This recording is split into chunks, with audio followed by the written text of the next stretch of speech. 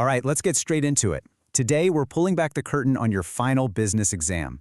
We're going to dive into what actually works, what gets top marks, and how you can apply those exact same strategies. And we know this stuff works because we've combed through 5 straight years of official examiner reports to give you a serious advantage. So, let's get ready to crack this code. You know that feeling, staring down a final exam, the pressure is on, and it feels like you're just trying to guess what the examiners want.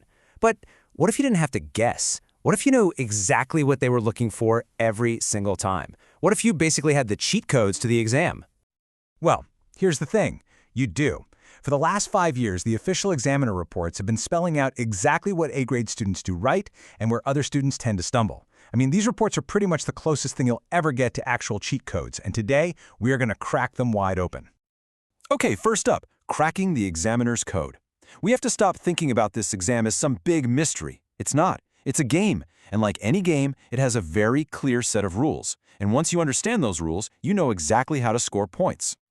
So, what are these rules? Well, they all boil down to 6 key skills or cognitions that come straight out of your syllabus. Describe, explain, analyze, interpret, which by the way is also called synthesize, evaluate, and create. Every single question and every single mark you can possibly earn is tied directly to one of these action words. Mastering what these words are asking you to do, that's step 1. It's absolutely crucial. So, after digging through 5 years of reports, we've found the patterns. This is the A-grade code. Top students, they consistently use the stimulus material to back up every single point they make. They use tools like a SWOT or a force field analysis to give their thinking some structure. They don't just list facts, they synthesize them to find the hidden patterns. They evaluate using specific criteria, they justify their decisions, and, this is a big one, they break down every question to make sure they answer every part. Okay, so now we have the code, but how do you actually use it when you're under pressure, with the clock ticking? That brings us to our next section, winning before you start. 'Cause, let's be real, knowing the code is one thing, but using it in the heat of the moment is another. The exam is often won or lost in those first 15 minutes of planning time. So your first move, before you write a single word of your answer, is to deconstruct the question, every time. It's a simple 4-step process. 1. Identify the main command word, that cognition, like explain or evaluate. 2. Pinpoint every single instruction. Does it ask you to identify and then explain? 3. Look for any required links. Do you need an example or to refer to the stimulus? And 4. Check the marks. That's your guide for how much time and effort to put in. And look, don't just take my word for it. This is a direct recommendation from the examiners themselves. The 2022 and 2024 reports literally say that students need help learning how to break down questions because they so often have multiple parts. If you miss one part, you're just throwing marks away. This 4-step process makes sure that never happens to you. Speaking of marks, the 2023 and 2024 reports also really hammer home the importance of time management. The key takeaway is super simple. Allocate your time based on the marks. The extended response is worth the most, right? So it should get the biggest chunk of your time. You gotta plan your attack so you don't run out of gas on the question that matters most. All right, Section 3. Let's talk about mastering the short response. For these questions, precision and evidence are everything. Your goal is to be sharp, accurate, and get straight to the point, answering exactly what's being asked. No fluff. Let's make this real. Here's a question from the 2024 exam. Explain the importance of both retraining and development when transforming a business. See how that deconstruction method we just talked about is immediately useful? The keywords just jump out at you. Explain, both retraining and development. So what were the examiners looking for? The 2024 report spelled it out. They wanted a clear explanation for retraining and a totally separate one for development. You couldn't just mush them together. And the whole answer had to be tied to the context of transforming a business. See? You just had to answer every part of the question you broke down. Simple as that. And now for the main event, Section 4, the A-grade extended response. This is where you really get to show what you know. It's where you go from just answering a question to building a powerful business report. It's all about that higher-level thinking, taking it from analysis all the way to a rock-solid recommendation.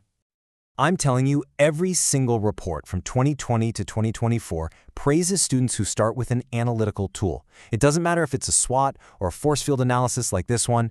Using a tool does 2 brilliant things. First, it gives your thoughts a clear structure, and second, it forces you to dig into the stimulus for specific data, which we already know is a huge sign of an A-grade response. But analysis is only the starting line. The next level up, the thing that really separates a good response from a great one, is synthesis.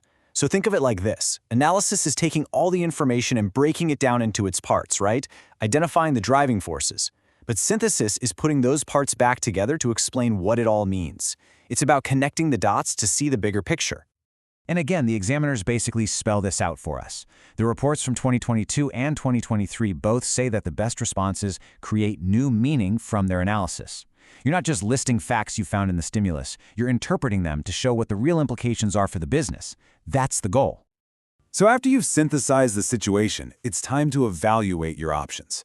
And a really powerful way to show your work, which gets a shout-out in the 2021 and 2023 reports, is to use a decision matrix. This just screams structured and logical thinking. You take your options, you weigh them against clear business criteria, like profitability or stakeholder satisfaction, and you make smart judgments based on solid evidence. This all leads up to the grand finale, a three-step flow that the 2023 and 2024 reports point to as best practice. First, you evaluate using clear criteria. Second, you make a clear and justified decision based on that evaluation. And third, you propose an actionable recommendation. What is the very next practical thing the business should do? It's not enough to say, go with strategy A. You have to recommend how.